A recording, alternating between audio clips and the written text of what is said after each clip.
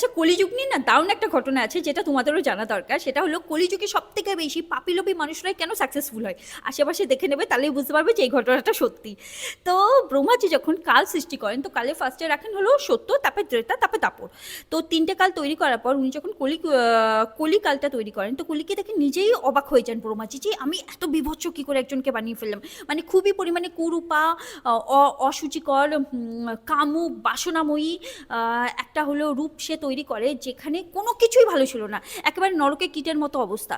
তো ব্রহ্মাজি তাকে দেখে যখন, তখন সে পুরোপুরি নগ্ন ছিল, আর তার জীব আর তার যৌনাঙ্গ সে ধরে রেখেছিল। তো ব্রহ্মাজি তাকে দেখে খুবই পরিমাণে অসন্তুষ্ট হয়, আর তারপর তাকে জিজ্ঞাসা করে যে তুমি এমন কেন, তুমি এত খারাপ হলে কি করে। তো সে ব্রহ্মাজিকে রিপ্লাই দেয় যে আমার যে যুগটা সেটা হলো সব থেকে খারাপদের যুগ, মানে ৩টে যুগ তুমি যে বানিয়েছো সেটা হলো ভালোতে হয়ে গেছে, এবার আমার যুগ এসে গেছে। তো এই যুগে যে যত পাপী হবে, যে যত দুষ্ট হবে, যে যত পরিমাণে মিথ্যে কথা বলবে, কামুক হবে, বাসনাময়ী হবে, যে যত পরিমাণে লোকের ক্ষতি করবে, সেই হলো একমাত্র উপরে যাবে, বাদবাকি যারা হলো ভালো পথে থাকবে তাদের আমি কখনো হলো সেইভাবে উন্নতি দেবো না।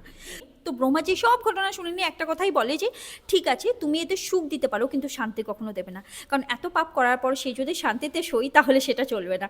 তো যত সুখী মানুষই আছে কিনা পাপ করে যারা সুখ পেয়েছে তারা কোনো তো শান্তিতে থাকে না। হ্যাঁ, যারা শান্তিতে তারাই থাকবে এই যুগে, যারা কিনা মনের দিক থেকে ভালো হবে, অ্যাকচুয়ালি কারো ক্ষতি করবে না, তারা নিজেদের সঠিক পথে নিজেকে রেখে নিয়ে সেই কাজ করবে।